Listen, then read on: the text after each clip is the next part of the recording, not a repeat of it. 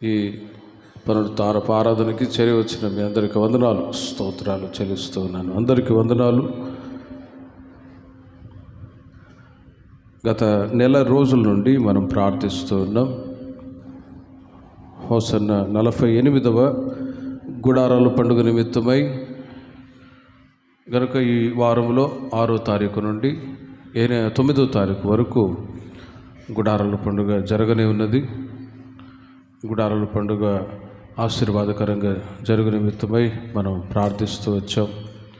ఈరోజు సాయంత్రం నుండియే ఆయా ప్రాంతాల నుంచి, దేశ విదేశాల నుంచి సేవకులు, విశ్వాసులు బయలుదేరి లేమల్లే దేవుని దయాక్షేత్రం అనే ఆ స్థలంలో గుడారాల పండుగ నిమిత్తమై బయలుదేరి వస్తూ ఉన్నారు.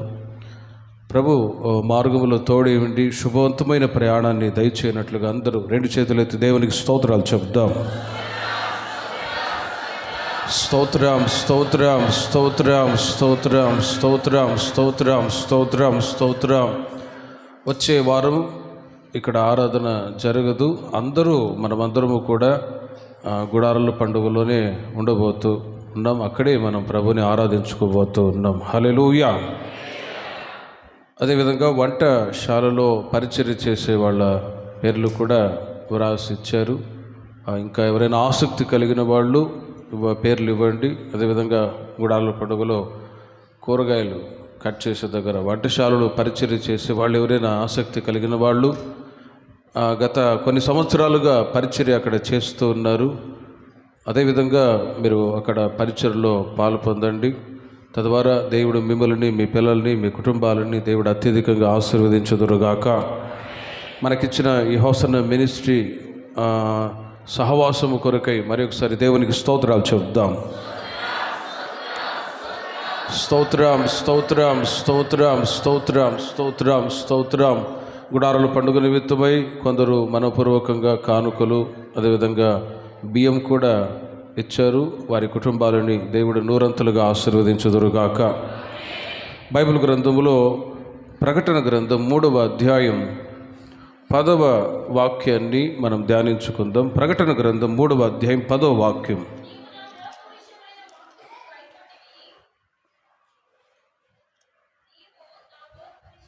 నీవు నా ఓర్పు విషయమైన వాక్యమును గైగొంటివి గనుక భూనివాసులను శోధించుటకు లోకమంతటి మీదికి రాబోవు శోధన కాలములో నేనును నిన్ను కాపాడెదను. రాబోవు శోధన కాలములో నేనును నిన్ను కాపాడెదను. ఈ వాగ్దానం ఈ మార్చి మాసమంతా నా దేవుడు మీ పట్ల నెరవేర్చుదురుగాక. రాబోవు శోధన కాలములలో నేనును నిన్ను కాపాడేదను అని ఈ వాగ్దానం మన జీవితాలలో ప్రభు ఈ మాసములో నెరవేర్చబోతూ ఉన్నారు. దేవుని యొక్క వాగ్దానాలు మన ఆత్మీయ జీవితానికి ఎంతో ప్రయోజనకరంగా ఉంటూ ఉన్నాయి. కనుకనే ప్రతి నెల ఒక్కొక్క వాగ్దానాన్ని చేతపట్టుకొని మనం ప్రార్థిస్తూ ఉన్నప్పుడు ఆ వాగ్దానం ద్వారా మనకు జయ జీవితాన్ని దేవుడు ప్రసాదించొచ్చు ఉన్నారు. ఈ మాటను బట్టి ఈ దిన వరకు మీ జీవితాలలో, మీ పిల్లల జీవితాల్లో, కుటుంబాల్లో ఎన్నో శోధనలు వచ్చి ఉండవచ్చు. కానీ వాటన్నిటిలో నుంచి దేవుడు తప్పించి కాపాడుతూ ఉన్నాడు. శోధనలు అన్నప్పుడు లోకస్తులకు వచ్చే శోధనలు ఉన్నాయి, దేవుని ప్రజలకు వచ్చే శోధనలు కూడా ఉన్నాయి. ప్రస్తుతం మీరు గమనిస్తూ ఉన్నారు, ప్రపంచ దేశాల్లో ప్రజల మధ్యలో ఎన్నో రకములైన శోధనలు, ఉద్యోగాలు చేస్తున్న వారికి శోధనలు ఎదురవుతూ ఉన్నాయి. పై అధికారుల ద్వారా వాళ్ళు ఇబ్బందులు పడి సహించలేని పరిస్థితుల్లో వారు శోధనకు గురై మరణమే శరణము అని చనిపోయే వాళ్ళు చాలామంది ఉన్నారు. కుటుంబాల్లో కూడా అప్పులు ఎక్కువై వాళ్ళకున్న శోధనలు, సమస్యలను బట్టి వాళ్ళు కూడా చాలామంది మరణమే శరణము అని లోకంలో చాలామంది ఆత్మహత్యలకు పాల్పడుతూ ఉన్నారు. వ్యక్తిగత జీవితాల్లో కూడా స్టూడెంట్స్ని మనం గమనించినప్పుడు వాళ్ళు మేము సరైన విధంగా చదువుకోలేకపోతూ ఉన్నాం, మమ్మీ డాడీ సారీ అని చెప్పి వీడియో తీసి మరీ వాళ్ళు ఆత్మహత్యలకు పాల్పడుతూ ఉన్నారు. ఉద్యోగాలు లేని సమయంలో, వివాహాలు జరగని పరిస్థితుల్లో ఇలా జీవన యాత్రలో ఎన్నో శోధనలు. వీటిని బట్టి మానవుడు మరణానికి గురైపోతూ ఉన్నాడు. కానీ దేవుని ప్రజలైన మీ జీవితాల్లో క్రీస్తుని మీరు నమ్మిన ఆ రోజు నుండి ఈ రోజు వరకు ఎన్నో శోధనలు ఎదురయ్యాయి.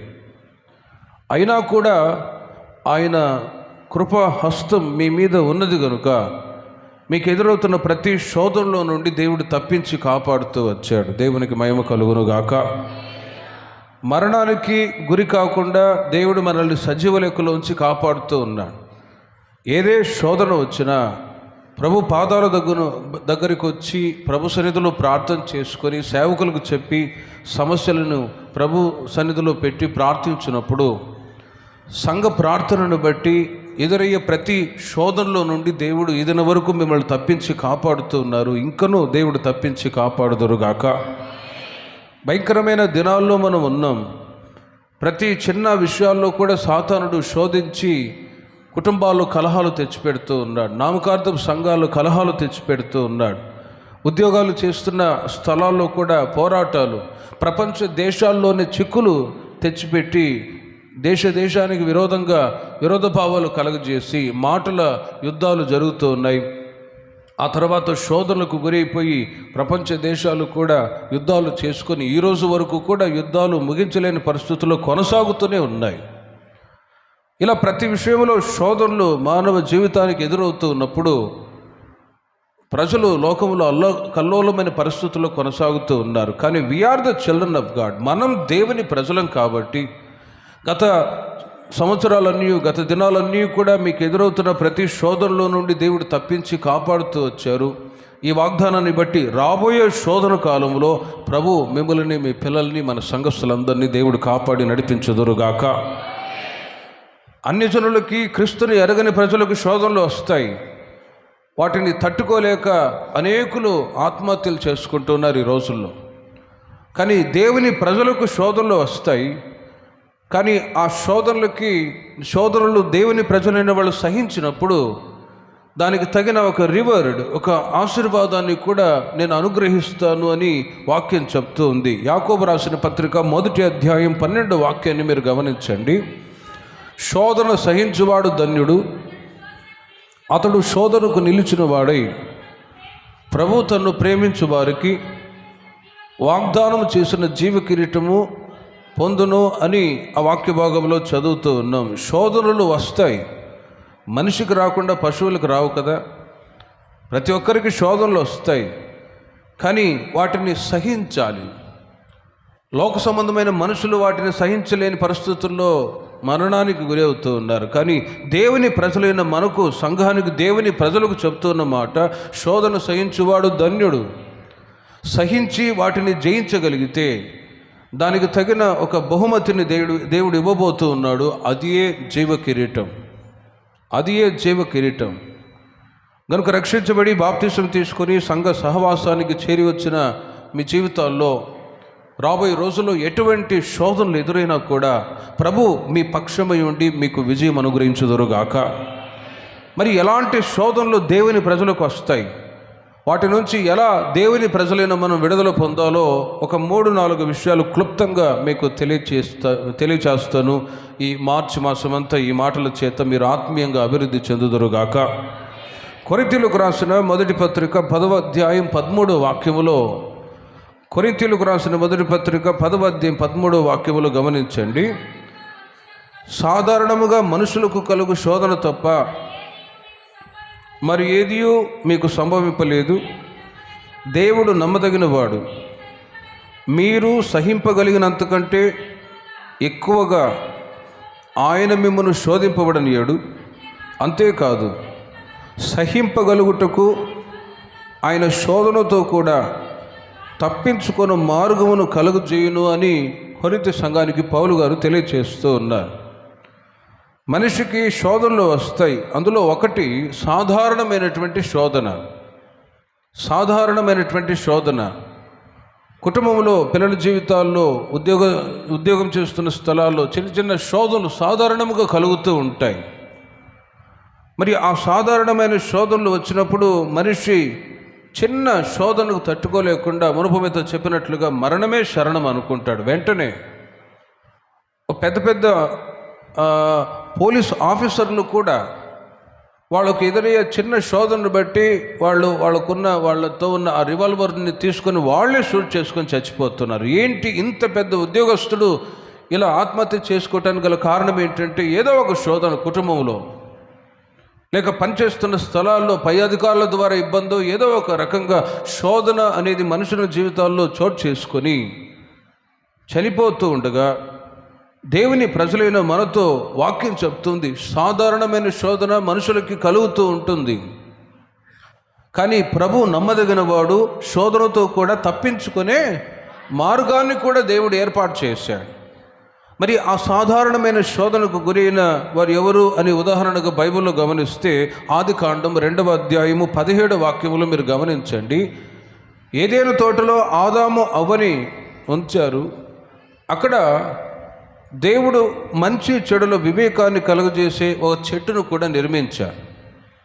దేవుడు చెప్తూ ఉన్నాడు, ఈ చెట్ల ఫలాలు మీరు తింటే చస్తారు, కాబట్టి మీరు తినవద్దు అనే ఒక మాట తెలియచేశారు. చదవండి.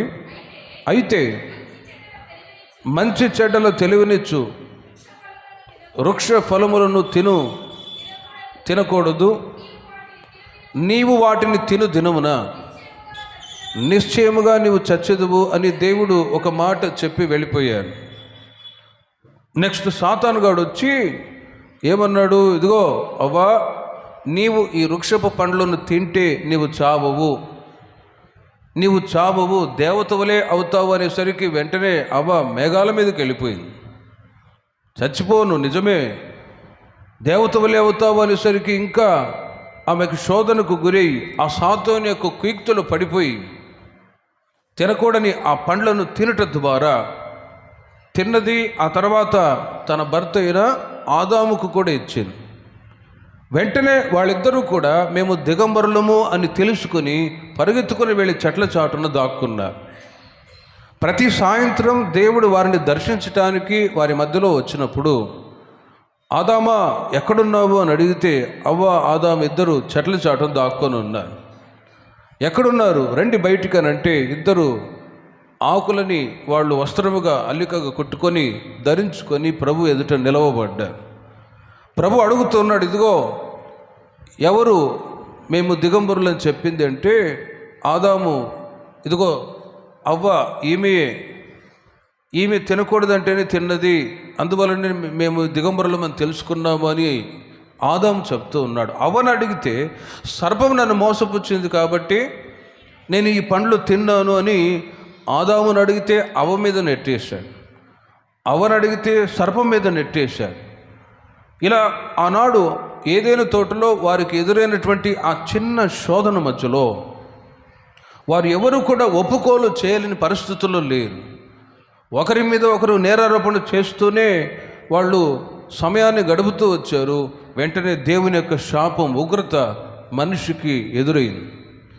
ఆదామా, నీవు ఆ మంచి చెడుల వివేకాన్ని కలుగజేసి ఆ చెట్ల ఫలాలను తిన్నావు గనుక ఇదిగో నీవు జీవితకాలం అంతా చెమటోర్చి కష్టపడి నీవు నీ కుటుంబాన్ని పోషిస్తావు. అందుకే మగవాళ్ళ యొక్క పరిస్థితి ఎలా ఉందంటే, కష్టపడి నెలంతా కష్టపడి సంపాదించి తీసుకొచ్చి అమలారా జీతమంతా మీ చేతుల్లో పెడుతూ ఉన్నారు. మరి అవ్వతో దేవుడు చెప్తూ ఉన్నాడు, ఇదిగో నీవు వేదనతోనే పిల్లల్ని కంటావు, ఆ వేదన ఏంటో మీకే తెలుసు. ఆదాము అవ్వ ఇద్దరు ఏదైనా తోటలో నుండి వెలివేయబడ్డారు. ఆ చిన్న సాధారణమైన శోధన, సింపుల్ టెంప్టేషన్. క్రొత్త నిబంధన కాలంలో వాక్యం చెప్తుంది, మొట్టమొదటి మనుషుడైన ఆదాము ద్వారా మరణం కలిగితే రెండవ ఆదామైన యేసుక్రీస్తు ద్వారా మొదల పునరుత్థానం కలిగింది. మొట్టమొదటి మనుషుడైన ఆదాము ద్వారా మనిషికి శాపం, కానీ రెండవ ఆదామైన యేసుక్రీస్తు ద్వారా దేవుని యొక్క ఆశీర్వాదాలు దేవుని ప్రజలైన మనం ఈరోజు అనుభవించుచూ ఉన్నాం. చప్పట్లు కొట్టండి గట్టిగా అందరూ. రెండవ ఆదామైన యేసుక్రీస్తు ఈ లోకానికి వచ్చి ఆయన తండ్రి యొక్క చిత్తాన్ని చేస్తూ తండ్రి మాటను బట్టి ఈ లోకానికి వచ్చాడు. తండ్రి మాటను బట్టి కల్వారి సిలువలో ఆయన తాను కల్వారి సిలువ మరణానికి అప్పచెప్పుకోవటానికి, ప్రాణత్యాగం చేయటానికి ముందుకు వచ్చాడు. యేసుక్రీస్తు ఆయన మానవాళి కొరకై మన కొరకై కల్వారి సెలవులో ప్రాణం పెట్టి సమాధి చేయబడి 3వ దినమున మరణాన్ని జయించి తిరిగి లేచుట ద్వారా మనిషికి ఎదురవుతున్నటువంటి దేవుని ప్రజలైన వాళ్ళకి ఎదురవుతున్న ప్రతి శోధనలో నుండి తప్పించి కాపాడటానికి ప్రభు మనకు తోడుగా ఉండి నడిపించుచూ ఉన్నారు. దేవునికి మహిమ కలుగును గాక. యేసుక్రీస్తు వారు ఈ లోకంలో ఉన్నప్పుడు సాతానుగాడు యేసుక్రీస్తు వారిని కూడా శోధించాడు. కానీ యేసుక్రీస్తు దేవుని వాక్యమనే ఆత్మ ఖడ్గము చేత శరీరాశ, నేత్రాశ, జీవపుడంబం అనే ప్రతి పాపాన్ని జయిస్తూ వచ్చాడు. దేవుని ప్రజలైన మీ జీవితాల్లో కూడా శోధనలు ఎదురవుతాయి, సాధారణమైన శోధనలు ఎదురవుతాయి. కానీ ఆ సాధారణమైన శోధనలు మనిషికి సాధారణంగా కలుగుతాయి అని ఎరిగి ప్రేమిన వారలారా, by the word of God, దేవుని వాక్యం అనే ఆత్మ ఖడ్గము చేత మీరు జయించుదురుగాక. అందుకే దేవుని యొక్క వాక్యాలు మీకు బోధింపబడుతూ ఉన్నాయి. ఈ వాక్యాలు మీ హృదయంలో మీరు భద్రపరుచుకొని మీకు ఎదురయ్యే శోధన సమయంలో ఈ వాక్యాలు మీరు మరలా జ్ఞాపకం చేసుకొని గుర్తు చేసుకొని ఉన్నారనుకోండి, ఆ వాక్యమే ఖడ్గముగా ఉండి ఆ శోధనను జయించడానికి శక్తి గలదిగా వాక్యం మార్చబడునుగాక. ఆదాము అవ్వ ఈ సింపుల్ టెంప్టేషన్, సాధారణమైనటువంటి శోధనకు గురైపోయారు. ఏదైనా తోటలో నుండి వెలివేయబడ్డారు. కానీ కరుణగల దేవుడు యేసుక్రీస్తు వారి ద్వారా మనకు ఎదురయ్యే సాధారణమైన శోధనలో నుండి విజయాన్ని అనుగ్రహించడానికి ప్రభు మనకు తోడుగా ఉంటూ ఉన్నాడు. సమూయేలు 2వ గ్రంథం 17వ అధ్యాయం 1వ వాక్యం, 4వ వాక్యం, 23వ వాక్యాన్ని మీరు నోట్ చేసుకొని తర్వాత చదువుకోనండి. అక్కడ ఉన్న విషయాలు మీకు తెలియచేస్తాను. సాధారణమైన శోధనకు గురైనటువంటి ఇంకొక వ్యక్తి ఉన్నాడు. ఆయన పేరే అహితోపేలు. ఏ పేలు అండి? తెల్లపేలో నల్లపేలో కాదు, అహితోపేలు. ఈ అహితోపేలు ఎవరంటే అబ్షాలోము అనే వ్యక్తికి ఓ పర్సనల్ పిఏగా, పర్సనల్ అసిస్టెంట్గా, ఆలోచనకర్తగా ఉన్నాడండి. ఆలోచనకర్తగా ఉన్నాడు. ఈ అహితోపేలు అబ్షాలోముకి ఏ ఆలోచన చెప్పినా కూడా అవి నెరవేర్చబడుతూ ఉండేవి. ఓసారి దావీదును సొంత తండ్రిని చంపాలి అని అబ్షాలోము సింహాసనం కొరకై తండ్రిని చంపాలని ప్రయత్నం చేశాడు. అలాంటి సమయంలో అబ్షాలోము అహితోపేలు దగ్గర ఆలోచన అడిగితే అహితోపేలు ఆలోచన చెప్తూ ఉన్నాడు. అది ఎలాంటి ఆలోచనో అక్కడ మీరు గమనించి చూడండి. 17వ అధ్యాయం, సమూయేలు 2వ గ్రంథం 17వ అధ్యాయం 1వ వాక్యములో మీరు తర్వాత చదువుకోనండి. మనం ఫలాని చోట పొంచి వేసుకొని ఉంటే దావీదు అతని యొక్క అనుచరులు అక్కడ ఉంటారు, మనం వెళ్ళి సులభంగా వాళ్ళని పట్టుకోవచ్చు, హతమార్చవచ్చు అని ఒక ఆలోచన చెప్పాడు. కానీ 4వ వాక్యానికి వచ్చేసరికి ఆ ఆలోచన నెరవేర్చబడలేదు.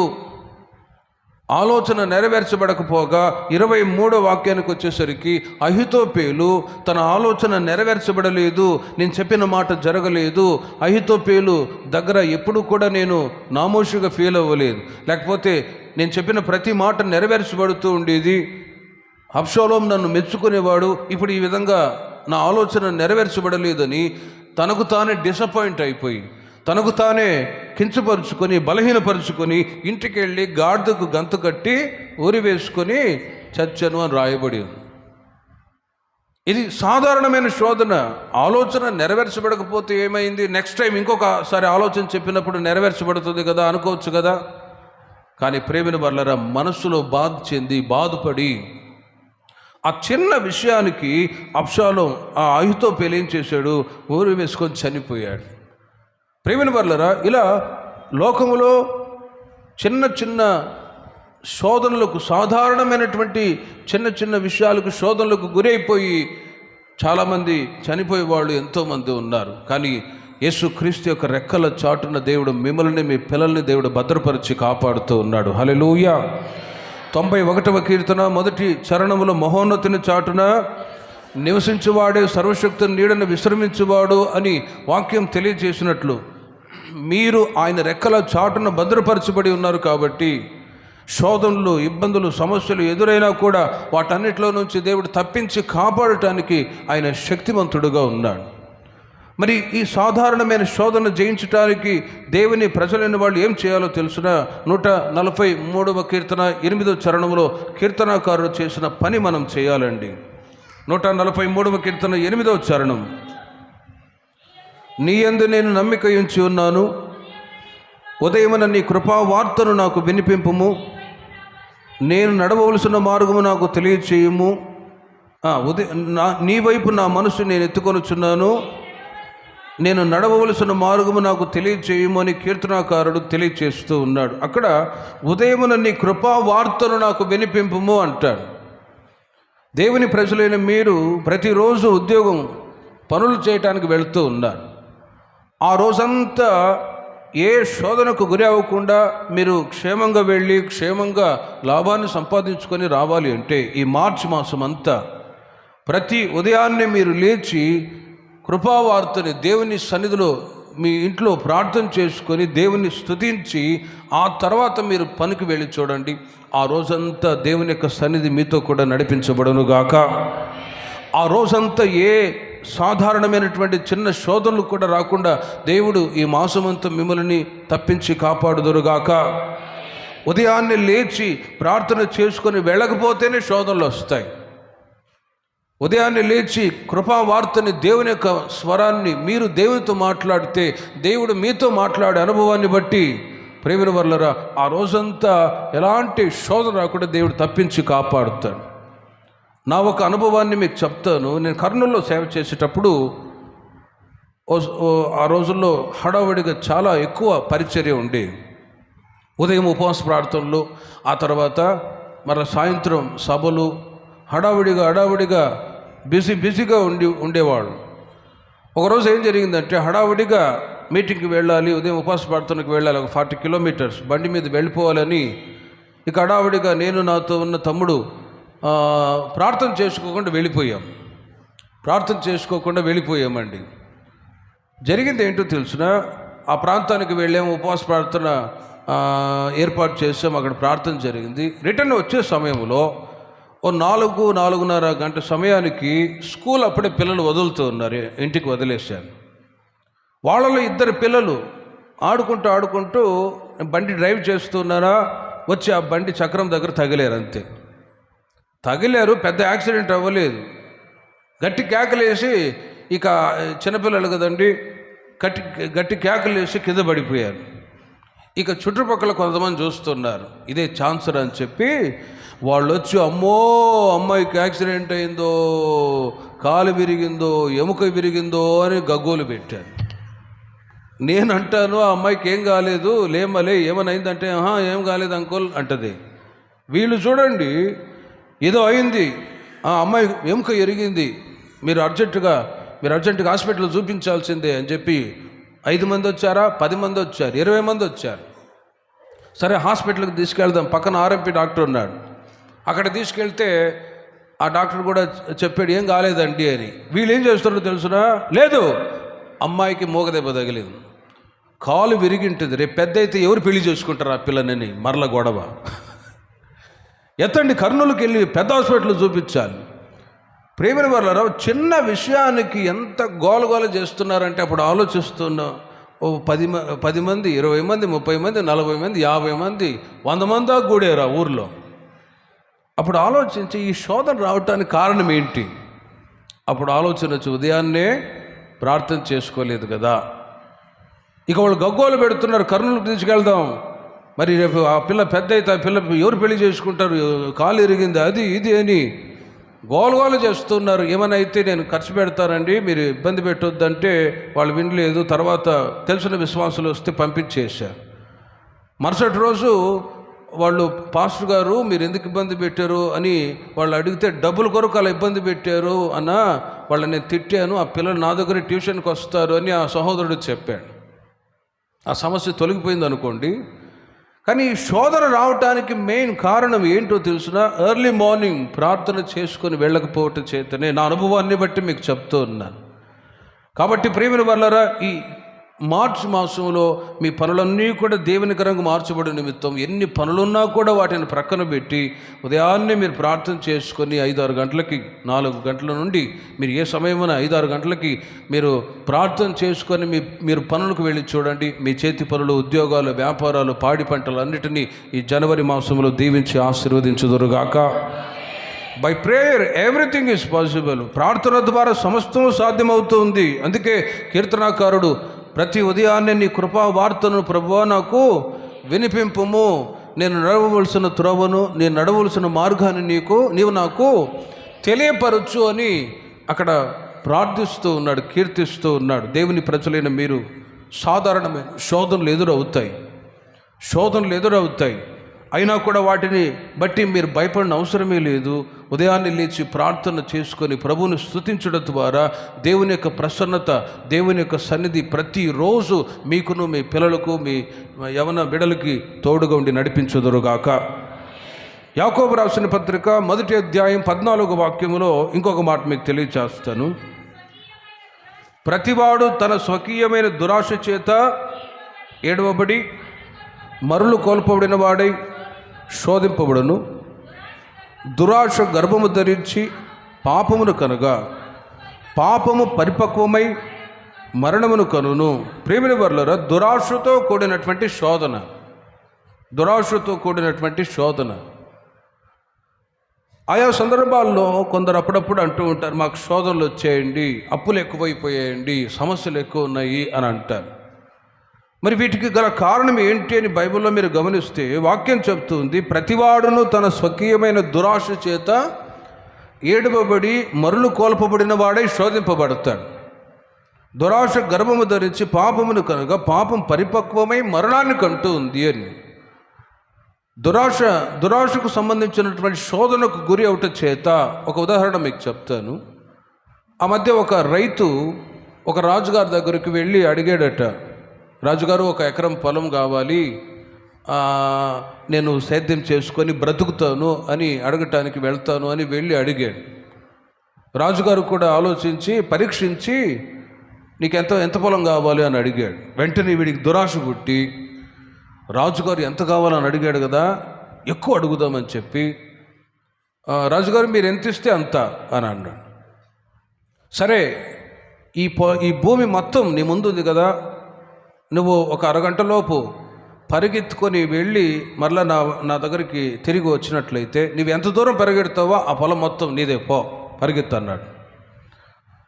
వాడు ఏం చేశాడంటే, రైతు పరిగెత్తాడు 1 ఎకరం పొలం వరకు పరిగెత్తాడు, 2 ఎకరాల వరకు పరిగెత్తాడు, 3 ఎకరాల వరకు పరిగెత్తాడు. సరే, ఒక 10. మరి అరగంటలోపు రాజుగారి దగ్గరికి రావాలి. వస్తే ఎంత దూరం పరిగెత్తాడో ఆ పొలం మొత్తం నీదే అన్నాడు కదా. వాడు ఏం చేశాడంటే, ఒక 2 ఎకరాలు 3 ఎకరాలు 5 ఎకరాలు వరకు పరిగెత్తుకుని మళ్ళీ రిటర్న్ రావచ్చు. 5 ఎకరాల వరకు అతడు పరిగెత్తుకొని వెళ్ళిన వాడు ఇంకా కావాలి అని పరిగెత్తి మరలా తిరిగి వచ్చే సమయంలో మధ్యలో హార్ట్ అటాక్ వచ్చి చచ్చిపోయాడండి. అందుకే దురాశ దుఃఖానికి చేటు అని అంటారు. మనిషికి ఆశ ఉండాలి కానీ దురాశ ఉండకూడదు అని అంటారు. ఇది దురాశతో కూడినటువంటి శోధనలు. బైబిల్లో ఒక ఉదాహరణ మీకు చెప్తాను. 78వ కీర్తన 31వ చరణములో మీరు చూడండి. 78వ కీర్తన 31వ చరణములో, దేవుని కోపము వారి మీద దిగెను, వారిలో బలిసిన వారిని ఆయన సంహరించును, ఇశ్రాయేలు యవనులను కోల్చను అని రాయబడి ఉంది. ఏ విషయంలో అంటే, ఇశ్రాయేలు ప్రజలు అరణ్య మార్గంలో వెళ్తూ ఉన్నారు. వాళ్ళు తినటానికి ఆహారం లేకపోతే మోషే చేసిన ప్రార్థనను బట్టి ఆకాశము నుండి మన్నా కురిపింపబడింది. ఆ మన్నా తిని ఆరోగ్యంగా సంతోషంగా కొనసాగుతూ ఉన్నారు. నీళ్లు లేకపోయినా కూడా బండను చీల్చి నీళ్లను రప్పించి వాళ్ళ దాహాన్ని తీర్చి క్షేమంగా అరణ్య మార్గములో నడిపించుతూ ఉండగా కొద్ది రోజులకి వాళ్ళలో ఏ ఆశ పుట్టిందో తెలుసునా? మోషే, మాకు మాంసం కావాలయ్యా. ఇప్పుడు చూసినా ఈ మన్నా తిని మా నోరంతా సపబట్టిపోయింది, కానీ మాకు మాంసం కావాలి, అర్జెంటుగా తెచ్చిపెట్టు అని అన్నాడు. మరి సరే, ఒక 10 మందికి అయితే మాంసం తెచ్చిపెట్టవచ్చు. 25 లక్షల మందికి మాంసం ఎక్కడ తెచ్చి పెడతాడు? ఎన్ని దున్నలు కోయాలో. ప్రేమిన వర్లారా, మరి ఏం చేయాలి? ప్రేమిన వర్లారా, ఒక్కసారి ఆలోచించండి. మాంసం ఎక్కడి నుంచి తీసుకొస్తాడు? మోషే ప్రార్థన చేస్తున్నాడు, ప్రభువా 20-25 లక్షల మందికి ఏం కావాలి? మాంసం కావాలంట, లేకపోతే వీళ్ళు నన్నే నరికి కైమా చేసి తినేటట్టున్నారు అని ప్రార్థన చేస్తూ వచ్చాడు. ప్రేమిన వర్లారా, మోషే ప్రార్థన ఆలకించి దేవుడు ఆకాశము నుండి పూరేళ్లను పంపించాడు. పూరేళ్లను పంపిస్తే ఆ పిట్టల్ని పట్టుకొని కాల్చుకొని తినడం. సరే, కడుపు నిండా తింటే పర్వాలే, పీకల దాకా తింటే పర్వాలే. ఇంకా వాళ్ళకి ఆశ ఎక్కువై మాంసం తింటూ మొత్తం చెవుల్లో, ముక్కుల్లో, కళ్ళల్లో నుంచి బయటకు వచ్చి అప్పటికే దెబ్బకు చచ్చారు. ఒక 20-25 లక్షల మంది, 25,000 మంది చచ్చారు. వారు కోరినది దేవుడు వారికి అనుగ్రహించను, కానీ వారి ప్రాణానికి క్షీణత కలగజేసెను. చూడండి, వారు ఆశించారు, దేవుడు వారికి ఇచ్చాడు, కానీ దురాశతో మన్నా తిని దేవదూతలు తినే ఆహారం చేత తృప్తిపరచబడే అనుభవాలు లేకుండా మాకు మాంసం కావాలి అని మాంసాపేక్షులై దేవునికి విరోధంగా, మోషేకు విరోధంగా మాట్లాడుతున్న సమయంలో దేవుని యొక్క ఉగ్రత ఒక్కసారిగా అమాంతంగా దిగి వచ్చింది. అందుకే 78వ కీర్తన 29వ వాక్యము నుండి మీరు చూడండి. 29వ వాక్యము నుండి మీరు గమనించినట్లయితే, వారు తరివి తీరా కడుపార తిని వారు ఆశించిన దానిని ఆయన అనుగ్రహించను. వారి ఆశ తీరక మునిపే ఆహారం ఇంకా వారి నోళ్లలో ఉండగానే దేవుని కోపం వారి మీదకి దిగెను. ప్రేమిని వర్లారా, ఆశ ఉండాలి, దురాశ ఉండకూడదు అని అంటారు. దురాశతో కూడిన ఈ శోధనలో ఇశ్రాయేలు ప్రజలు పడ్డప్పుడు దేవుడు ప్రతి ఉదయాన్నే మన్నా చేత, దేవదూతలు తినే ఆహారం చేత పోషింపబడండి అని చెబితే మాంసాపేక్షులై దేవుని యొక్క కోపం వారి మీద రగిలింది. కానీ ప్రేమిని వర్లారా, ఒక్కసారి ఆలోచించండి. దేవుని ప్రజలైన మన జీవితాల్లో దేవుడు మీకు ఇచ్చిన ఆశీర్వాదాలను బట్టి మీరు ఏ స్థితిలో ఉన్నారో ఆ స్థితిలోనే మీరు సంతృప్తి చెందుదురుగాక. కీర్తనాకారుడు ప్రార్థన చేస్తున్నాడు, గొప్ప వాటి యందు, ఉన్నతమైన వాటి యందు నేను మనసుంచకుండా ప్రభువా మీరు నన్ను కాపాడండి. ఇంకా మీకు అర్థం అవ్వాలి అంటే, కొందరు ఉన్న స్థితిలోనే సంతృప్తి చెందరు. ఇల్లు కొంటారా, కారు కొంటారా, బ్రదర్ ఇల్లు కొన్నారా, మంచిదే, నెల వచ్చేసరికి ఈఎంఐ కట్టాలి. కారు కొంటారా, ఈఎంఐ కట్టాలి. ప్రతిదీ అప్పే.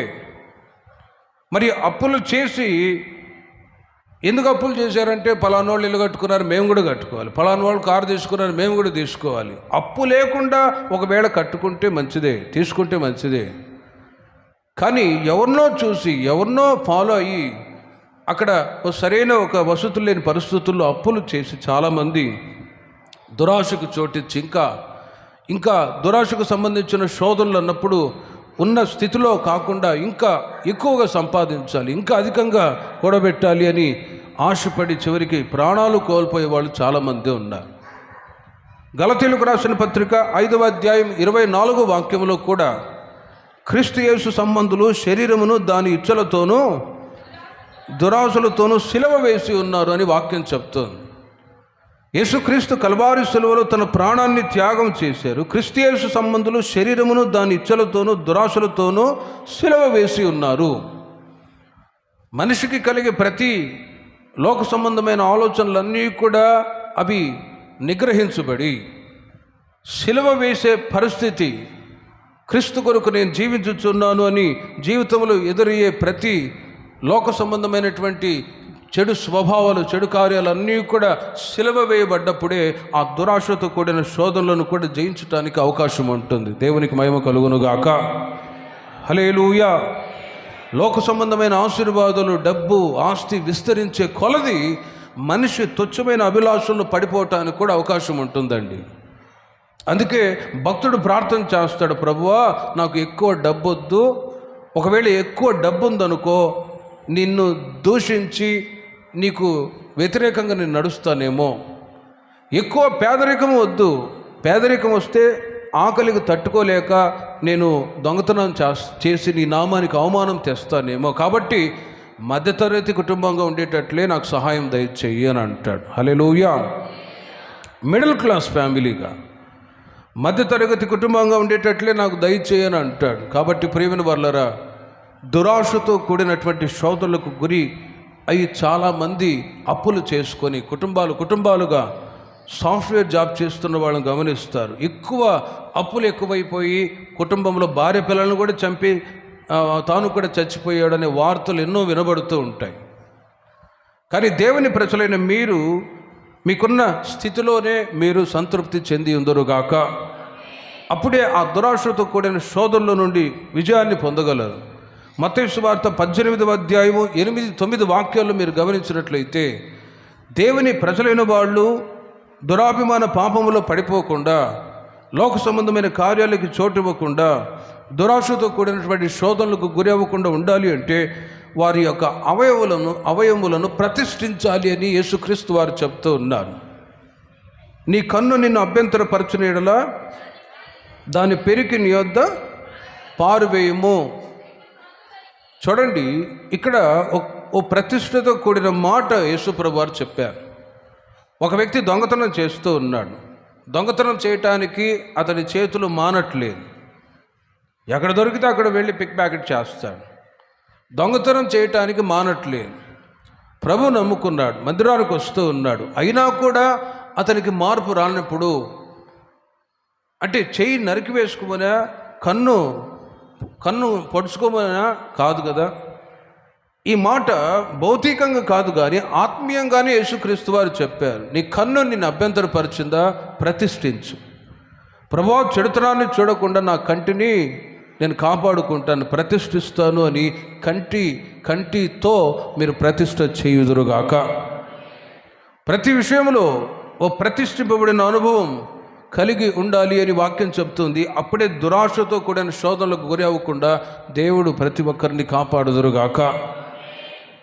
ఇంకా సంపాదించాలి, ఇంకా లోక సంబంధమైన అనుభవాలు కావాలి అని నడిపించబడ్డ ప్రజల లోకంలో ఈ రోజున కనుమరుగైపోతూ ఉన్నారు. కానీ దేవుడు మీకు ఏ స్థితిలో మిమ్మల్ని ఉంచారో ఆ స్థితిలో మీరు సంతృప్తి కలిగి నడిపించబడుదురుగాక. సామెతల గ్రంథం 27వ అధ్యాయము 21వ వాక్యం. మూడవదిగా హెచ్చింపుతో కూడిన శోధన గురించి బైబిల్లో రాయబడి ఉంది. మోస చేత 27వ అధ్యాయం, సామెతల గ్రంథం 27వ అధ్యాయం 21వ వాక్యములో, మోస చేత వెండిని, కొలిమి చేత బంగారును, తాను పొందిన కీర్తి చేత నరుని పరిశోధింపవచ్చును అని వ్రాయబడి ఉంది. వెండి, బంగారు ఇవి పరిశీలింపబడతాయి. అలాగే తాను పొందిన కీర్తి చేత నరుని పరిశోధింపవచ్చును. నరుని అతను పొందిన కీర్తిని బట్టి శోధనలు కూడా వస్తాయి.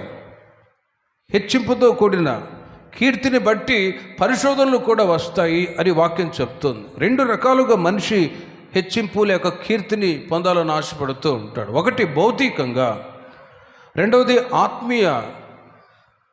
ఆత్మీయ స్థితిలో కూడా కీర్తిని పొందాలని ఇష్టపడుతూ ఉంటాడు. భౌతికంగా కీర్తి కలిగే కొలది, గొప్పతనం కలిగే కొలది, హెచ్చింపు ఘనత వచ్చే కొలది మనిషి గర్వానికి చోటిస్తాడు. ఆత్మీయ జీవితంలో కూడా హెచ్చింపు ఉంది, భౌతికంగా కూడా హెచ్చింపులు ఉన్నాయి. దేవుడు వాటి ద్వారా మనిషిని పరీక్షిస్తాడండి. దేవుని యొక్క ఆశీర్వాదాలు అన్నీ ఉండేటట్లు కొన్నిసార్లు చేస్తాడు, మరి కొన్నిసార్లు ఏమీ లేకుండా కూడా చేయవచ్చు. కానీ దేవుడు మిమ్మల్ని హెచ్చించి గణపరిచి ఆశీర్వదించినప్పుడు వాక్యం చెప్తుంది, తమను తాము హెచ్చించుకునే వాళ్ళు తగ్గించబడతారు, తగ్గించుకునే వాళ్ళు హెచ్చింపబడుదురుగాక. వస్త్రాలు, బంగారు, ఆస్తి, ఎడ్యుకేషన్, వీటిని బట్టి దేవుని ప్రజలైన వాళ్ళు ఎప్పుడు కూడా అతిశయపడకూడదు. వాటిని దేవుడు ఇచ్చినప్పుడు అతిశయపడ్డారా, అవి కొన్నిసార్లు కోల్పోయేటట్లు కూడా చేస్తాడు దేవుడు. ఆశీర్వదించడం ఆయన చేతుల్లో ఉంది, తీసివేయడం కూడా ఆయన చేతుల్లోనే ఉంది. కానీ మధ్యలో ఎక్కడ మీరు కీర్తి పొందాలి, హెచ్చింపు, ఘనత, గర్వంగా ప్రవర్తించాలనే ఆ మనస్సు రాకుండా తగ్గింపు కలిగి దేవుని సన్నిధిలో నడుచుకుందురుగాక. అపోస్తుడైన పౌలు గారు చెప్తున్న మాటలు మీరు చూడండి. ఫిలిప్పీలకు రాసిన పత్రిక 3వ అధ్యాయము 7-8 వాక్యాల్లో, ఫిలిప్పీలకు రాసిన పత్రిక 3వ అధ్యాయం 7-8 వాక్యాలు. అయినను ఏవేవి నాకు లాభకరమై ఉండెనో వాటిని క్రీస్తు నిమిత్తము నష్టముగా ఎంచుకొంటిని. నిశ్చయముగా నా ప్రభు అయిన యేసుక్రీస్తును గురించిన అతి శ్రేష్టమైన జ్ఞానము నిమిత్తము సమస్తమును నష్టముగా ఎంచుచున్నాను అంటాడు. నిశ్చయముగా నా ప్రభు అయిన యేసుక్రీస్తును గురించిన అతి శ్రేష్టమైన జ్ఞానము నిమిత్తము సమస్తమును నష్టముగా ఎంచుచున్నాను అంటాడు. ప్రేమిన వాళ్ళరా, పౌలు గారు గమాలియేలు దగ్గర విద్యను అభ్యసించిన వాడు, యూనివర్సిటీలో చదువుకున్నవాడు, ధర్మశాస్త్ర పాండిత్యం కలిగిన వాడు, మతపిచ్చి కులపిచ్చి ఎక్కువగా ఉన్న వ్యక్తి, నాకంటే గొప్పవాడు ఎవడూ లేడు అని అతిశయపడుతున్న వ్యక్తి. అలాంటి వ్యక్తి దమస్కు మార్గములో ప్రభు చేత దర్శింపబడ్డప్పుడు ఆయన బ్రతుకు పరిపూర్ణంగా మారి అననీయ దగ్గర బాప్తిసం తీసుకొని క్రీస్తుని గురించి అనేక విషయాలు తెలుసుకొని క్రీస్తు గురించి అనేక ప్రాంతాల్లో సువార్తను ప్రకటించడానికి బయలుదేరి వెళ్ళాడు. పౌలు గారు చెప్పిన మాటను బట్టి అనేకులు విశ్వసించి సంఘాల్లో చేర్చబడ్డారు. ఆత్మీయంగా దేవుని ప్రజలు వర్ధిల్లుచూ ఉన్నారు. ఫిలిప్పి సంఘానికి చెప్తూ ఉన్నారు, నిశ్చయముగా నా ప్రభు అయిన యేసుక్రీస్తుని గురించిన అతి శ్రేష్టమైన జ్ఞానము నిమిత్తము నాకున్నవన్నీ కూడా నష్టముగా ఎంచుకొనుచున్నాను అంటాడు. నేను గమాలియేలు దగ్గర యూనివర్సిటీలో చదువుకున్నాను అని అతిశయపడవచ్చు కదా, అతిశయపడలేదు. అవన్నీ కూడా నేను పెంటతో సమానముగా ఎంచుచున్నాను అంటాడు. 10-11 వాక్యాల్లో మీరు చూడండి. ఏ విధము చేతను మృతులలో నుండి నాకు పునరుత్థానము కలగవలనని ఆయన మరణ విషయములోనూ సమానానుభవం గలవాడనై ఆయన పునరుత్థాన బలమును ఎరుగు నిమిత్తము ఆయన శ్రమలలో పాలివాడున్న ఒకటి ఇట్టిదో ఎరుగు నిమిత్తము సమస్తమును నష్టపరుచుకొని వాటిని పెంటతో సమానముగా ఎంచుచున్నాను. క్రీస్తు నా కొరకై పునరుత్థానుడయ్యారు. నేను కూడా ఒక రోజున క్రీస్తు కొరకై చనిపోయి నేను కూడా పునరుత్థానుడు క్రీస్తుతో కూడా సమాన అనుభవం గలవాడని ఉందును అని ఒక నిరీక్షణతో ఆ పరసంబంధమైనటువంటి ఆశీర్వాదాల నిమిత్తమై క్రీస్తుతో కూడా నేను కూడా సమాన అనుభవం గలవాడని ఉండాలని కోరుకున్నవాడై తనకున్నవన్నీ కూడా పెంటతో సమానముగా ఎంచుచూ ఉన్నాడు. దేవునికి మహిమ కలుగునుగాక. తనకున్న ఎడ్యుకేషన్, తనకున్న డిగ్నిఫై, తనకున్నటువంటి ప్రతి భౌతికమైన కార్యాలన్నీ కూడా నష్టముగా పెంటతో సమానముగా ఎంచుకొని ఇప్పుడు ప్రభు దగ్గరకు వచ్చి క్రీస్తుని గురించిన అతి శ్రేష్టమైన జ్ఞానము నిమిత్తమై క్రీస్తు ఎవరో తెలుసుకోవాలని, క్రీస్తు మార్గంలో నడుచుట ద్వారా కలిగే ఆశీర్వాదాలు ఏంటో గ్రహించాలని క్రీస్తుని గురించి అనేక విషయాలు తెలుసుకుంటూ క్రీస్తే మార్గము అని ఎరిగి తనకున్నవన్నీ కూడా ప్రక్కన పెట్టాడు. ఒక్కసారి ఆలోచించండి. దేవుని ప్రజలైన మీరు గతంలో క్రీస్తును ఎరగక మునుపు మీకున్న వాటిని బట్టి అతిశయపడుతూ వచ్చారేమో, కానీ క్రీస్తును ఎరుగుటయ్యే నిత్య జీవము, ఆ నిత్య జీవముతో కూడిన ఈ మార్గములోనికి ప్రభు మిమ్మల్ని తీసుకొని వచ్చాడు. దేవునికి మహిమ కలుగునుగాక. కాబట్టి క్రీస్తును ఎరిగిన తర్వాత లోక సంబంధమైనవన్నీ కూడా అవి నష్టముగా పౌలు గారు ఎంచినట్లుగా భౌతికమైన కార్యాలు అవి ఉన్న వాటిని బట్టి అతిశయపడి వాటి అందే మనసు ఉంచకూడదని వాక్యం చెప్తుంది. క్రీస్తులోనికి వచ్చిన తర్వాత, క్రీస్తు మార్గంలో నడిపించబడ్డ తర్వాత మీరు పొందిన కీర్తి ఏంటో గ్రహించి క్రీస్తును కలిగి క్రీస్తులో మీరు అతిశయపడటానికి ఇష్టపడాలని వాక్యం తెలియజేస్తుంది. అతిశయించువాడు ప్రభువునందే అతిశయించాలి. మీకు అర్థమయ్యేటట్లు చెప్తాను ప్రియమైన వర్లరా. మీరు హెచ్చింపబడ్డారా? ప్రభు చేతనే నేను హెచ్చింపబడి ఉన్నానని ప్రభువునే మీరు గణపరచుదురుగాక. మీరు ఉద్యోగాలు చేస్తూ ఉన్నారు, ప్రమోషన్ వచ్చింది, ఇంక్రిమెంట్ వచ్చింది, మీకు మీరే అతిశయపడకుండా ఎల్లవేళలా ప్రభువునే మీరు గణపరచుదురుగాక. ఉన్నతమైన స్థితిలో ఆశీర్వదించబడ్డారు. ఎక్కడ ప్రౌడ్నెస్కి, గర్వానికి చోటు ఇవ్వకుండా ఓ తగ్గింపు కలిగి నడిపించబడుతూ ఉన్నప్పుడు మీరు పొందిన ఆశీర్వాదాలు ఇంకా ఈ మాసంలో రెట్టింపయ్యేటట్లు నా దేవుడు సహాయం దయచేయుదురుగాక. యాకోబు రాసిన పత్రిక 1వ అధ్యాయము 9-10 వాక్యాల్లో మీరు గమనించినట్లయితే, అతిశయపడటానికి బదులుగా దీనుడైన సహోదరుడు తనకు కలిగిన ఉన్నత దశ యందు అతిశయింపవలెను, ధనవంతుడైన సహోదరుడు తనకు కలిగిన దీన దశ యందు అతిశయింపవలెను అని వాక్యంలో రాయబడి ఉంది. ఈ హెచ్చింపుతో కూడిన శోధన దేవుని ప్రజలైన వాళ్ళకి కలగకుండా ఉండాలి అంటే ఒక కాన్సక్రేషన్ లైఫ్. ఒకటి, మీరు ఏ విధంగా హెచ్చింపబడుతూ ఉన్నా ప్రభునామాన్ని గణపరుచుకుంటూ ప్రభునామాన్ని కీర్తిస్తూ మీరు వెళ్ళి చూడండి, మీరు పొందిన ఆశీర్వాదాలు పెరుగుతూనే ఉంటాయి. దేవునికి మహిమ కలుగును గాక. ప్రభు నాకు ఉద్యోగం ఇచ్చావు, స్తోత్రం అని చెప్పండి. దేవుడు ప్రభు నాకు పిల్లల్ని ఇచ్చావు, కుటుంబాన్ని ఇచ్చావు, ఎవ్రీ బ్లెస్సింగ్స్, ప్రతి ఆశీర్వాదాన్ని బట్టి మీరు దేవుని స్తుతిస్తూ కీర్తిస్తూ ఉన్నప్పుడు ఆశీర్వాదాలు పెరుగుతూ ఉంటాయి. కృతజ్ఞత లేని వారి హృదయాలు అంధకారం అవుతాయని వాక్యం చెప్తుంది. మరి అంధకారం కాకుండా ఒక నవనూతనమైన ఆశీర్వాదాలు కలుగుతూ ఉండాలి అంటే ప్రతిసారి ప్రభువునే మీరు హెచ్చించి గణపరచుదురుగాక. హెచ్చింపుతో కూడిన శోధనకు గురి అవ్వకుండా ఉండాలి అంటే మీరు అత్యధికంగా ఆశీర్వదించబడుతూ ఉన్నారు. ఈ వాక్యంలో మీరు గమనించండి, దీనుడైన సహోదరుడు తనకు కలిగిన ఉన్నత దశ యందు ఉన్నవాళ్ళు లేనట్టుగా, లేని వాళ్ళు ఉన్నట్లుగా బ్రతకాలి అని వాక్యం చెప్తుంది. నాకేమీ లేదు అని అనుకోడు. నాకు తెలిసిన ఒక హాస్టల్ ఉంది, డెఫెండమ్ స్కూల్. అక్కడికి వెళ్ళినప్పుడల్లా ఒక ఆంటీ గారు ఉండేవారు. అయ్యా అమ్మ బాగున్నారు, బాగా జరుగుతుందా హాస్టల్ అంటే, అయ్యా చాలా కష్టంగా ఉందయ్యా, చాలా ఇబ్బందిగా ఉందయ్యా అంటే, ఏమైనా నేనే ఇస్తానేమో అని. నేనేమో దుబాయ్ సేట్నా ఇవ్వడానికి? ఏదో పేద పిల్లలు కదా అని అప్పుడప్పుడు బియ్యం ఇచ్చేవాడిని, ఒక 40 కేజీలు 50 కేజీలు అట్లా. సరే ఇంకా ఏమైనా పాస్టర్ గారు ఇస్తారేమో అని. ఇప్పుడు వెళ్ళినా కూడా బాగున్నారమ్మా అంటే, జరగట్లేదయ్యా, చాలా కష్టంగా ఉందయ్యా. ఇదే మాట.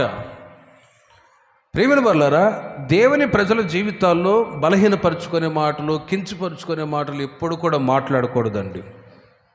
అలా మాట్లాడుతున్నారు అనుకోండి, పేదరికం వచ్చేసిద్ది, దరిద్రం వచ్చేసిద్ది, అంతే. అయితే మీరు ఏ స్థితిలో ఉన్నా కూడా, దీన దశలో ఉన్నా కూడా ప్రభు నన్ను ఆశీర్వదించాడు, దేవుడు నాకు సమృద్ధిని ఇచ్చాడు. అప్పుడప్పుడు కొన్ని గృహాలను దర్శించినప్పుడు గమనిస్తూ ఉంటాను, వాళ్ళు గుడిసెల్లో ఉంటారు, వీళ్ళకేదో ఏమి జరగదేమో అన్నట్లు అనుకుంటాం. అక్కడికి వెళ్తే వాళ్ళు అంటారు, అన్నా దేవుడు నన్ను ఆశీర్వదించాడు, చేతి పనిని ఇచ్చాడు, నాకు గత వారంలో పని దొరికింది, మేము చక్కగా 3 పూటలు భోంచేసి క్షేమంగా తింటున్నాం, ఆరోగ్యకరంగా ఉన్నామని వాళ్ళు ప్రభువుని గణపరిచే వాళ్ళు ఉన్నారు. అట్టి వారిని బట్టి దేవునికి మహిమ కలుగునుగాక. మరికొంతమంది అన్నీ ఉన్నా కూడా జరగట్లేదు అని బలహీనపరుచుకునే మాటలు మాట్లాడుతూ ఉంటారు. కానీ ప్రేమైన వాళ్ళ వాక్యం చెప్తుంది, దీనుడైన సహోదరుడు ఏమీ లేకున్నా కూడా ప్రభు నన్ను ఆశీర్వదించాడు అని చెప్పగలగడమే ఆత్మీయత. హల్లెలూయా. ధనవంతులై ఉన్నారా? మీకున్న ధనాన్ని బట్టి అతిశయపడకుండా ప్రభు ఇచ్చాడని గణపరిచి మిమ్మల్ని మీరు తగ్గించుకుంటున్నారనుకోండి, ఆశీర్వాదాలు కూడా పెరుగుతాయి. భౌతికంగా హెచ్చింపు ఉన్నది, వాటిని బట్టి అతిశయపడకూడదు. స్పిరిచువల్ ప్రౌడ్నెస్ అనే ఇంకొక అనుభవం కూడా ఉంది. మత్తయి సువార్త 6వ అధ్యాయం 2, 3, 4 వాక్యాలు మీరు చూడండి. మత్తయి సువార్త 6వ అధ్యాయం 2, 3, 4 వాక్యాల్లో గమనించినట్లయితే, కావున నీవు ధర్మము చేయనప్పుడు మనుషుల వలన ఘనత పొందవలనని సమాజ మందిరములలోనూ వీధులలో చేయునట్లుగా నీవు నీ ముందు బూర ఊదింపవద్దు. చూడండి, నీవు ఏదైనా ధర్మకార్యం చేసావా, అది బూర ఊదింపవద్దు. నువ్వేదైనా కానుకిచ్చావా, దాన్ని నీవు బూర ఊదింపవద్దు, తెలియచేయవద్దు. రహస్యమందు చూచు తండ్రి నీకు ప్రతిఫలము అనుగ్రహించేటట్లుగా ఒక చేత ఇచ్చింది మరొక చేతికి తెలియకూడదు అని అంట. ఇటు అనుభవాలు నామకార్థపు సంఘాల్లో ఉండవండి. మరియమ్మ గారు 10,000 ఇచ్చారు అని చెప్పాల్సిందే మరియమ్మ గురించి. యేసుదాస్ గారు 5,000 ఇచ్చారు కానుక అని చెప్పాల్సిందే, లేకపోతే వాళ్ళ కోపం వచ్చింది. కానీ ఇక్కడ రహస్యమందు దేవుడు చూస్తున్నాడని మీరు ప్రభు కొరకు పరిచర్య కొరకు సహకరిస్తున్నారు కాబట్టి ఈ రోజున మీ కుటుంబాల్లో ఐశ్వర్యం పొంగి పొర్లేటట్టు నా దేవుడు చేస్తూ ఉన్నారు. దేవునికి మహిమ కలుగును గాక. కొరత లేకుండా ఆశీర్వదించడానికి గల కారణం ఏంటో తెలుసున్న ప్రేమిన వర్లరా, మీరు దేవుని కొరకు అనే ఆ మనసు మీలో ఉంది కనుక.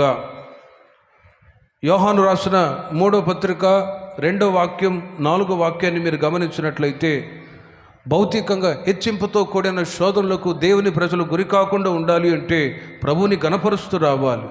ఆత్మీయంగా కూడా ఎక్కడ అతిశయానికి చోటివ్వకుండా ప్రతి విషయంలో ప్రభువుని గణపరుస్తూ రావాలి. అయితే ఒక టెస్టిమనీతో కూడిన ఒక మాట మీరు పలకాలి. యోహాను రాసిన 3వ పత్రిక 2-4 వాక్యాలు చూడండి. నా పిల్లలు సత్యమును అనుసరించి నడుచుకొనుచున్నారని వినుట కంటే నాకు ఎక్కువైన సంతోషము లేదు అని ఒక అతిశయంతో కూడిన మాట తెలియచేస్తూ ఉన్నాను.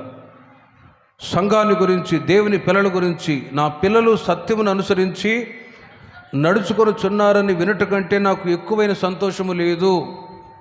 లోక సంబంధమైన అతిశయం, హెచ్చింపు కాకుండా, ఆధ్యాత్మిక సంబంధంలో కూడా హెచ్చింపు, ఘనతను కోరుకోకుండా దేవుడు ఇష్టపడే ఒక అతిశయోక్తితో కూడిన మాట ఏంటో తెలుసునా? నా పిల్లలు, ఇదిగో దేవుని సన్నిధికి వస్తున్న నా ప్రజలు సత్యమును అనుసరించి, సత్యము సంత వీధుల్లో పడిపోయింది. సత్యము అంటే దేవుని వాక్యమే సత్యం. సత్యమును అనుసరించి నడుచుకొనుచున్నారు అని వినుట కంటే నాకు ఎక్కువైన సంతోషము లేదు. ఇది అతిశయోక్తితో కూడినటువంటి మాట.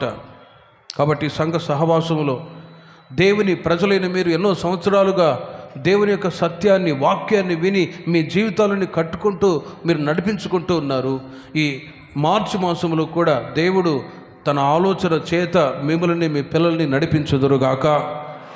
సత్యాలు, దేవుని యొక్క వాక్యాలు విని ఆత్మ సంబంధమైన మందిరముగా దినదినము క్రీస్తులో మీరు కట్టబడినట్లు నా దేవుడు సహాయము దయచేయునుగాక.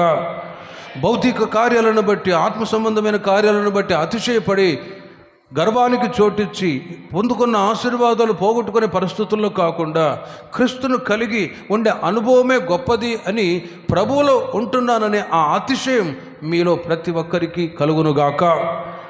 అందుకే ఒక భక్తుడు అంటాడు, men with Jesus hero, men without Jesus zero అని అంటాడు. ఎవరు క్రీస్తును కలిగి ఉంటారో వారు హీరో లాంటి వాళ్ళు అంటాడు. ఎవరు క్రీస్తును కలిగి ఉండరో వాళ్ళు జీరో లాంటి వాళ్ళు అంటారు. క్రీస్తులో ఉండడమే మనకు ఒక గొప్ప కీర్తి. చప్పట్లు కొట్టండి అందరూ గట్టిగా. క్రీస్తును కలిగి ఉండడమే మనకు ఒక కీర్తి, గొప్పతనం. ఇంతకంటే వేరే గొప్పతనాలు ఏమీ లేవు. అందుకే మన సంఘాల్లో ఎవరిని పొగడ్డమో, గణపరచడమో, శాల్వాలు కప్పడమో, బొక్కి కప్పడమో కార్యక్రమాలు ఏమీ ఉండవు. అంత ఓపిక నాకు కూడా లేదు. దేవునికి మహిమ కలుగునుగాక. సత్యాన్ని అనుసరించి నడుచుకుంటూ ఉన్నారు. సంఘ సహవాసములో ప్రభు రాకడ కొరకై సంఘం సిద్ధపరచబడుతుంది అనే ఆ అతిశయమే మన సంఘములో ఇక రాబోయే రోజుల్లో ఉండునుగాక. పేతురు రాసిన 1వ పత్రిక 1వ అధ్యాయం 7వ వాక్యం చివరికి ఒక్క మాట చెప్పి నేను ముగిస్తాను. నశించిపో సువర్ణం అగ్ని పరీక్ష వలన శుద్ధపరచబడుచున్నది కదా, దానికంటే అమూల్యమైన మీ విశ్వాసం ఈ శోధనల చేత పరీక్షకు నిలిచినదై యేసుక్రీస్తు ప్రత్యక్షమైనప్పుడు మీకు మెప్పును ఘనతయు కలుగుటకు కారణమగును అని అక్కడ విశ్వాసపు శోధన గురించి రాస్తూ ఉన్నారు. ఒకటి, రాబో శోధన కాలములో నుండి దేవుడు మిమ్మల్ని, మీ పిల్లల్ని కాపాడి నడిపించుదురుగాక. శోధన సహించాలి, తద్వారా దేవుడిచ్చే రివర్ జీవ కిరీటం. ఒకటి, సాధారణమైన శోధనలు వస్తాయి, కానీ ఉదయాన్నే లేచి ప్రార్థన చేసుకొని ఈ మార్చి మాసం అంతా మీరు ప్రార్థన ద్వారా విజయాన్ని పొందుదురుగాక. రెండవది, దురాశతో కూడిన శోధనలు వస్తాయి. దురాశతో కూడిన కానీ మీరు ఏ స్థితిలో దేవుని చేత ఆశీర్వదించబడ్డారో ఆ స్థితిలో సంతృప్తి చెందుతూ ప్రభు మార్గంలో నడిపించబడుతూ ఉంటే అప్పులు లేకుండా, సమస్యలు లేకుండా దేవుడు దినదినము మిమ్మల్ని, మీ పిల్లల్ని హెచ్చించి ఘనపరిచి ఆశీర్వదించుదురుగాక. మూడవది, హెచ్చింపుతో కూడిన కీర్తిని బట్టి దేవుడు శోధిస్తాడు. కానీ కీర్తి మీరు పొందుకుంటూ ఉన్నప్పుడల్లా దేవుని గణపరుస్తూ రావాలి. ఆత్మీయంగా కూడా మీరు వర్ధిల్లుతూ ఉన్నప్పుడు దేవుని గణపరుస్తూ రావాలి. సత్యమును అనుసరించి క్రీస్తులో నడిపించబడుతున్నాననే ఆ కీర్తియే మీకు తగునుగాక. నాలుగవదిగా, విశ్వాసపు శోధన. విశ్వాసపు పరిశోధన. యోబు గ్రంథం 23వ అధ్యాయం 10వ వాక్యములో యోబుకు వచ్చిన శోధనలో ఆయన చెప్పిన విలువైన మాట మీరు చూడండి. నేను నడుచు మార్గం ఆయనకు తెలియను, ఆయన నన్ను శోధించిన తర్వాత నేను సువర్ణము వలె కనబడుదును అని ఓ ఫెయిత్ఫుల్ వర్డ్స్, విశ్వాసముతో కూడిన మాట పలుకుతూ ఉన్నాడు. ఇట్టి మాట దేవుని ప్రజలైన మీరు మనమందరము కూడా పలుకుదుముగాక. శోధన ఎదురైంది.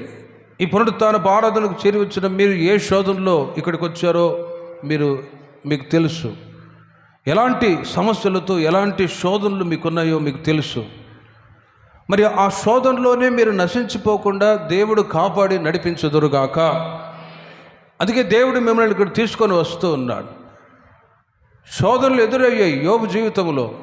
పిల్లలు చనిపోయారు, ఆస్తి నష్టమైపోయింది, ప్రక్కనున్న భార్య కూడా శోధకురాలుగా మారిపోయి దేవుడు ప్రార్థన భక్తి అంటున్నావు, ఇదిగో విషం తాగి చచ్చిపో అని భార్య కూడా శోధిస్తూ ఉంది. శోధకులు ఎక్కడో పాకిస్తాన్, ఆఫ్ఘనిస్తాన్ నుంచి రారండి, ప్రక్కనే ఉంటారు ఇంట్లో. అది భార్య కావచ్చు, భర్త కావచ్చు, పిల్లలు కావచ్చు, బంధువులు కావచ్చు, ఇంకా స్నేహితులు వచ్చారు. వాళ్ళు కూడా శోధనలకు గురైన యోబును గురించి ధైర్యపరచవచ్చు కదా. యోబు, నువ్వేదో పాపం చేసి అందుకే గజ్జి పుట్టిందని తిట్టారు. ఇప్పుడు ఆ మాట తిడితే మనకు మండదా? కోపం రాదా? వచ్చింది. కానీ యోబు అంటాడు, ఇదిగో మూర్ఖురాలు మాట్లాడేట్టు ఎందుకు మాట్లాడుతావు? మేలు కీడు కూడా కలుగుతుంది కదా, కీడు కూడా కలుగుతుంది కదా. నోరుమైన భార్య నోరు మూయించాడు, స్నేహితులు కూడా నోరు మూయించాడు. కానీ ప్రభు మీద ఉంచిన విశ్వాసములు యోబు స్థిరంగా ఉండి, నేను ఇప్పుడు శోధింపబడుచున్నాను, తర్వాత సువర్ణము వలె మారుదును అని. ఉన్నటువంటి బంగారం అది పిచ్చిదా లేకపోతే అది మంచి బంగారమా అని పరిశోధించడానికి బంగారాన్ని కరగబెడతారు. అగ్ని పరిశోధిస్తుంది. అగ్ని అన్నప్పుడు శోధనలు, విశ్వాసపు శోధన. మరి ఆ విశ్వాసపు శోధనలు మీ జీవితాల్లో ఎదురవునప్పుడు ప్రేమిన వర్లరా, యోబు వలె సహనంతో మనము మౌనంగా ఉండి వాటిని మీరు జయించుదురుగాక. యాకోబు రాసిన పత్రిక 5వ అధ్యాయము 11వ వాక్యములో మీరు చూడండి. నశించిన వారిని 5వ అధ్యాయము 11వ వాక్యములో సహించిన వారిని ధన్యులను కొనుచున్నాము కదా. మీరు యోబు యొక్క సహనమును గురించి వింటిరి, ఆయన ఎంతో జాలియు కనికరమును గలవాడని మీరు తెలుసుకొని ఉన్నారు. సహించిన వారిని ధన్యులను కొనుచున్నాము కదా. ఆయనంటే పెద్ద యోబు గారు భక్తుడండి, భక్తుడే, కానీ మనలాంటి మనుషుడే కదా. మరి ఆయన సహించినట్లుగా ఈ పునరుత్థాన సమయంలో, ఈ పునరుత్థాన ఆరాధనలో మీరు ఏ శోధనలతో వచ్చారో ప్రేమిన వర్లను సహించినట్లయితే నా దేవుడు మీకు జీవ కిరీటాన్ని అనుగ్రహించుదురుగాక. యెషయా గ్రంథం 38వ అధ్యాయం 14వ వాక్యములో హిజ్కియా అనే రాజుకు కూడా ఒక శోధన వచ్చింది. ఏంటి ఆ శోధన అంటే, యెషయా ప్రవక్త వచ్చి, ఇదిగో హిజ్కియా, నీవు చనిపోబోతున్నావు, నీ ఇంటిని చక్కబెట్టుకో అనే ఒక వార్త అందింది. వెంటనే హిజ్కియా అన్నం నీళ్లు మాని కన్నీళ్లతో ప్రార్థన చేయ మొదలు పెడుతున్నాడు. ప్రభువా, నేను ఎందుకు చావాలి? నేనేం పాపం చేశాను? యథార్థవంతుడుగా, న్యాయవంతుడుగా నీ ఎదుట నేను ఎలా ప్రవర్తించానో నీకు తెలియదా? నేను పాపం చేసి ఉంటే, తప్పు చేసి ఉంటే నాకు శిక్ష కలుగుతుంది, చనిపోతానేమో, కానీ ఏ తప్పు చేయలేని పరిస్థితుల్లో నేను ఎందుకు చచ్చిపోవాలి అని హిజ్కియా ఆ రాత్రంతా కన్నీళ్లతో ఏడ్చి ప్రార్థన చేస్తూ ఉన్నాడు. నెక్స్ట్ డే, మరుసటి రోజు అదే ప్రవక్త వచ్చి జవాబిస్తూ ఉన్నాడు. ఇదిగో హిజ్కియా, నీ కన్నీళ్ళని చూసి తిని నీ ప్రార్థన నేను అంగీకరించి ఉన్నాను. చప్పట్లు కొట్టండి గట్టిగా. హిజ్కియా, నీ కన్నీళ్ళని చూశారు, నీ ప్రార్థన అంగీకరించి ఉన్నాను, నీ ఆయుష్ ఇంకా 15 సంవత్సరాలు పొడిగింపబడినది. హిజ్కియా దేవుని స్తుతిస్తూ ఒక మాట అంటాడు, నేనేమందును? ఆయనే నాకు మాట ఇచ్చాడు, ఆయనే దాన్ని నెరవేర్చాడు. నా జీవిత సంవత్సరములన్నీ కూడా నేను మెల్లగా నడుచుకొందును. 15 సంవత్సరాల ఆయుష్ పొడిగింపబడింది. హిజ్కియాకు వచ్చిన శోధన ఏంటో తెలిసిన ప్రేమిన వర్లరా, నీవు చనిపోబోతున్నావు అన్నప్పుడే మనిషికి ఏడుపు వచ్చింది అంతే. ఇప్పుడు ఏదైనా ఒక చిన్న అనారోగ్యం వచ్చిందా హాస్పిటల్కి వెళ్తారు. డాక్టర్ గారు ఏం చేస్తారు, అమ్మా ఏ ఊరు మీది అంటాడు. నెక్స్ట్ ఇంకోటి, మీరు ఏం చేస్తారు అని అంటాడు. మేమా గవర్నమెంట్ టీచర్ అండి అనంగానే ఓహో మంచి గిరాకీ, మంచి కస్టమర్ వచ్చాడని మీకు షుగర్ బాగా పెరిగింది, మీరు చెకప్ చేయించుకోవాలి అని బిల్ ఎక్కువగా వేస్తాడు.